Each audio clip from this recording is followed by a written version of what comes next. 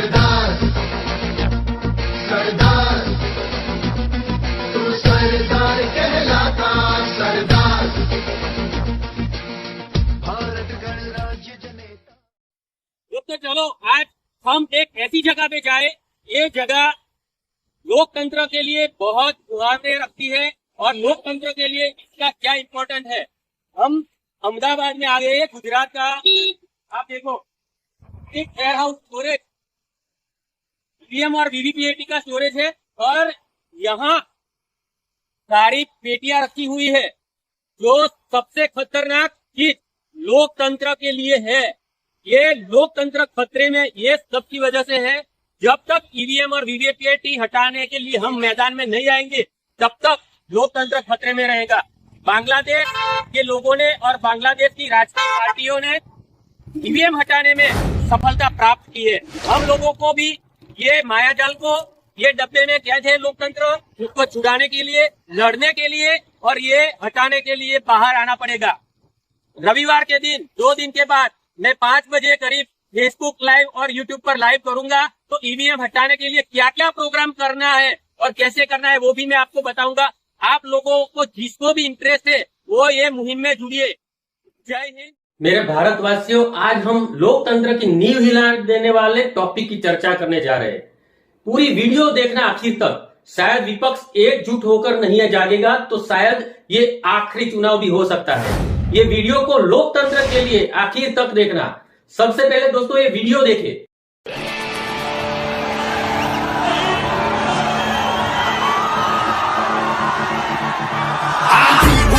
तूफान उठे, मुश्किल भले मौसम मिले, बढ़ते कदम न रुक पाएंगे, कोई रोक सके तो रोक ले। आभास है, विश्वास है, जन जन में मन की आस है, अब तोड़ ना सके कोई हमें, ये हाथ से जुड़ते हाथ हैं, हम दिल की सुनकर निकले हैं, इस देश ने दी आवाज है, बोल साथ हमारे कौन चलेगा, बोल साथ हमारे कौन चलेगा, बोल साथ हमारे कौन चलेगा।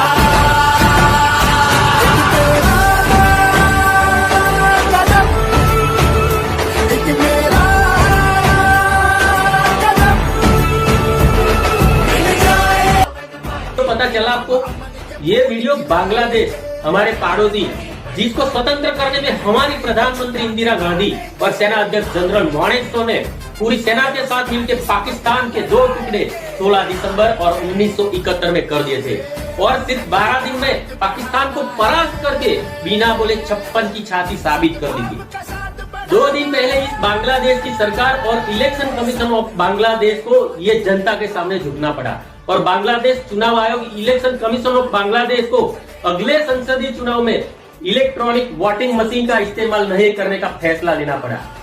पिछले कुछ समय से बांग्लादेश में ईवीएम को लेकर जनता और विपक्ष को अविश्वसनीयता बढ़ गई थी और मैदान में आके लड़ाई लड़नी पड़ी थी। बांग्लादेशी अखबार डेली स्टार के मुताबिक विपक्षी दलों द्वारा की गई चिंताओं के बावजूद चुनाव आयोग अब तक ईवीएम के इस्तेमाल को लेकर अड़ा हुआ था, लेकिन आखिरकार विपक्ष और जागरूक जनता के आगे चुनाव पंच को और सरकार को झुकना ही पड़ा और 2 दिन पहले डिक्लेयर करना पड़ा कि दिसंबर 2023 या जनवरी 2024 में होने वाले अगले संसदीय चुनाव के दौरान सभी 300 निर्वाचन क्षेत्रों में पेपर मतपत्र मतलब बैलेट पेपर से और वो भी पारदर्शी मतपेटियों के उपयोग से चुनाव लड़ा जाएगा। चुनाव आयोग के सचिव जहांगीर ने कहा कि कई राजनीतिक दल राष्ट्रीय चुनाव में ईवीएम के इस्तेमाल पर आम सहमति नहीं बना सके, इसलिए हमें फैसला लेना पड़ा और हमारे रंजन गोगोई साहब 17 विपक्षों ने पीआईएल की फिर भी जनता के खिलाफ और विपक्षों के खिलाफ सुप्रीम कोर्ट में जजमेंट दिया। बांग्लादेश के एक अखबार डेली स्टार ने कहा कि 2018 के संसदीय चुनाव में ईवीएम पीस किए जाने के बाद चुनाव में छेड़छाड़ी होने की और विश्वसनीयता के बारे में व्यापक कुशंकाएं हो रही थी। विशेष रूप से ऑडिट कार्ड और वीवीपीएटी में विश्वसनीयता के लिए लगाई जाती है उसमें भी गड़बड़ी होती रही, ऐसा जनता का और विपक्ष का मानना था। हमने भी, राहुल मेहता ने भी फेसबुक में के माध्यम से लाइव डेमो बताया कि वीवीपीएटी में कैसे गड़बड़ होती है। ये वीडियो देखने के लिए आई बटन दबाइए। ये हिटलरशाही सरकार के इशारे पे मेरी ये वीडियो भी फेसबुक ने डिलीट कर दी थी।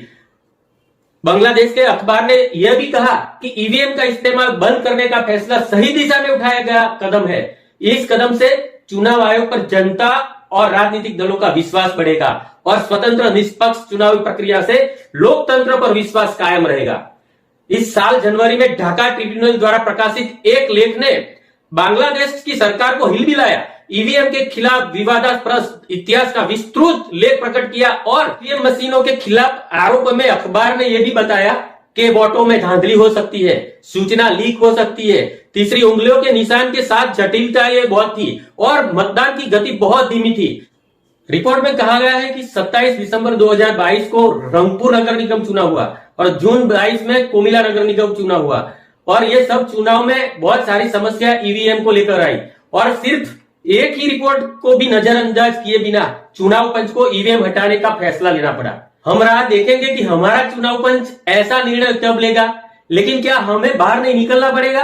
पूरे विपक्ष को बाहर नहीं निकलना पड़ेगा? सिर्फ इतने ही समय में विपक्ष और जनता बांग्लादेश में कामयाब हो गई लोकतंत्र को बचाने में और हमारा सारा विपक्ष ईडी, सीबीआई जेल से बचने के लिए सुप्रीम कोर्ट में न्याय मांगने अपील कर रहा है।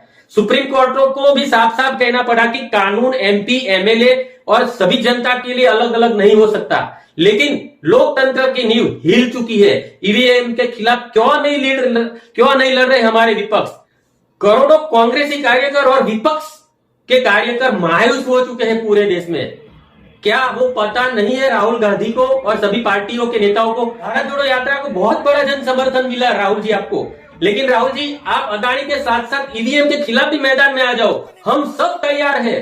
ऐसे बांग्लादेश के लोगों और विपक्ष लड़े, ऐसे हम भी बाहर आएंगे। 2024 के बाद यदि ईवीएम बाबा से चुनाव हुआ तो जेल में जाने के लिए सब तैयार हो जाओ या फिर राजनीति छोड़नी पड़ेगी।